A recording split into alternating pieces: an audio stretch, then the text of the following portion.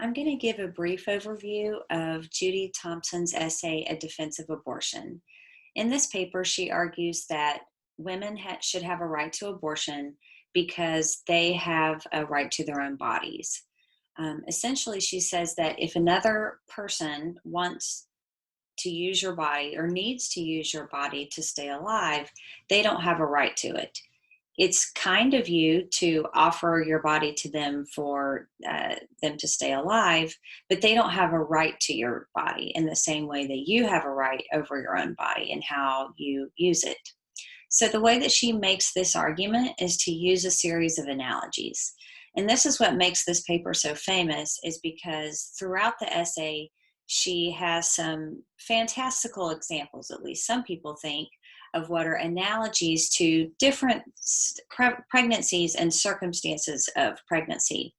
So, in this video, I'm going to go over a few of her examples, and I'm going to explain what an argument by analogy is, and then I'm going to go over some objections to her argument. So, this is called an argument by analogy because the goal is to provide some examples of situations which are analogous to pregnancy and which anybody could experience. And anybody in those circumstances, she believes, would say, you don't have a right to use my body in these circumstances. Thus, she wants to draw the conclusion that therefore you don't have the right to, a fetus does not have a right to a woman's body in these pregnancies. So the analogies are hypothetical situations that are similar to pregnancy, and it's where one person's life requires the use of another person's body to stay alive. So that's what all of these analogies are about, are requiring the use of somebody else's body. So she has a lot of different analogies. The first one is definitely the most famous, and it's called the violinist analogy. And in this analogy, she imagines a situation where a violinist was in need of someone else's circulatory system in order to live.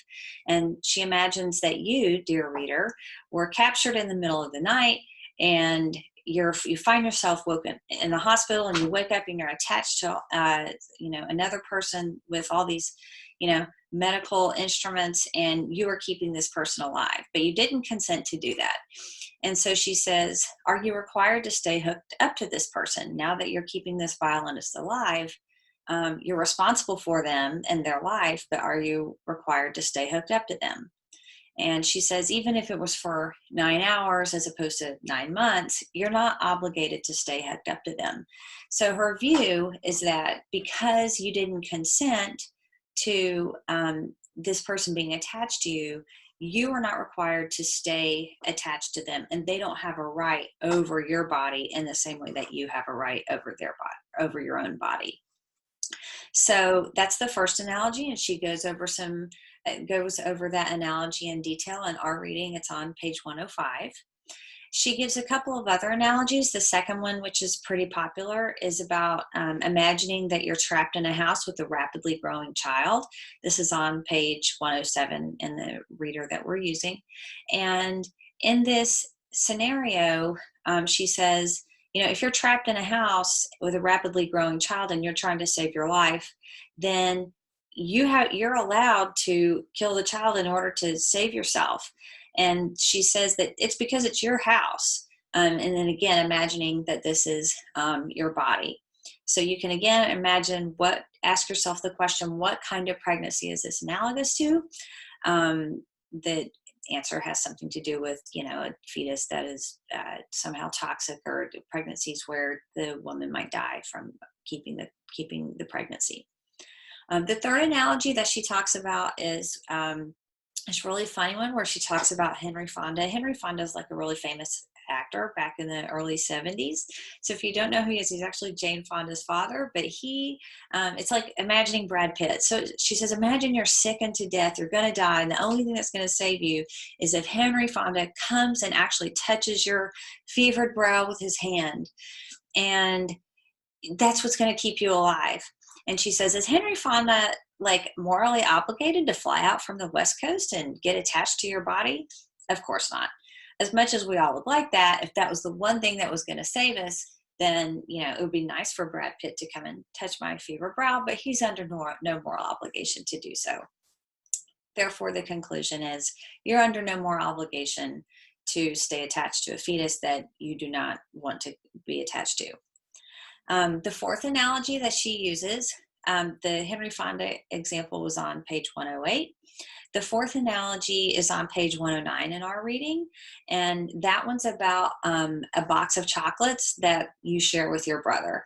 And in one scenario, you're jointly given the box of chocolates by, say, an aunt or uncle. And if you jointly own the chocolates, then the way that you divide them up is going to be a matter of justice. So you have to decide between the two of you how you're going to distribute the chocolates and who's going to get to eat them. But if your aunt just gives you the chocolates and they're your chocolates and you own them, then you don't do anything morally wrong by not sharing with your brother. You don't violate any conditions of justice. You might be stingy and you might be greedy, but you're not denying anything of him that was rightfully his own. So she says, in the same way that your body is your own, you don't have a joint right of ownership over your body with another person. It's your own ownership. The fifth analogy is a really fun way to try to teach how pregnancy takes place. It's called the people seed analogy. This is, again, another really popular and well-known example in philosophy. And she says, imagine that people seeds fly throughout the air, and it's your job to try to make sure that they don't get into your house. So you put up very fancy screens on your windows. You don't keep any carpets. You keep, or you make sure that you put protectant on your carpets. And so you make sure that, you don't want the people seeds to take root into your couches, into your bed, into any upholstery. And so you try to take precautions to make sure that the people seeds don't get in. And then she says, but as may happen every now and again, the screens are defective, they have holes in them, and so the people seeds get into your upholstery and they plant and they make a person. So she says, in this scenario, you did your best. You tried to keep the people seeds out, but there was no way that you could keep them out guaranteed unless you completely closed up your windows and had only bare floors. So what is this an analogy to? Failed contraception. So that would be like broken condoms and the only way for you to not get pregnant. And she says there's really no extremely reliable way to not get pregnant, except for by keeping a reliable army. In other words, or getting a hysterectomy. And that's because women are always at threat of being raped. And if you get raped, then the pregnancy possibility is always there, again, unless you have a hysterectomy or you're always walking around with an army.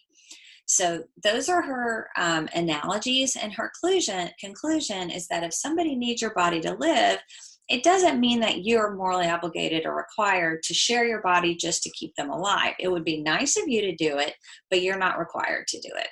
So this brings us to her concept of how to define a right to life. That's on page 108 in our textbook, and I should have mentioned that the people seed analogy was on page 110. On the right with the right to life, she says that a right to life doesn't mean a right not to be killed, but we have to recognize that a right has to do with having a right to not be killed unjustly. And your right to life doesn't entail you the right to use somebody else's body. So she concludes then that fetuses that require the use of another person's body do not have a right to it. So early abortions are morally justified. She's very specific that if you have an abortion, say in your 7th month, and so that you can take a trip to Europe that you've been wanting to take, that would be morally wrong. It's because at that point the fetus could have lived, and so you can't deny them their right to live just because you don't want to have them. You don't want them to inconvenience you while you go abroad. So, in other words, nobody is required to make large sacrifices of their health or personal projects for 9 months in order to keep somebody else alive. So that's her argument. There are two main criticisms of this strategy. And the first criticism is that, first of all, the analogies are bad. They're just not analogies to, rape, for example, or failed contraception, or, life-threatening pregnancy. They're not good objection. They're not good analogies.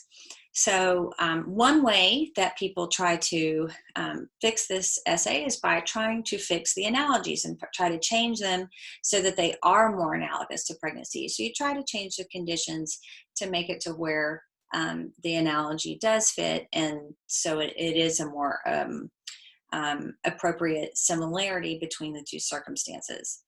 The other criticism that people typically have of Thompson is that, well, the analogies work, but she actually draws the wrong conclusion from them.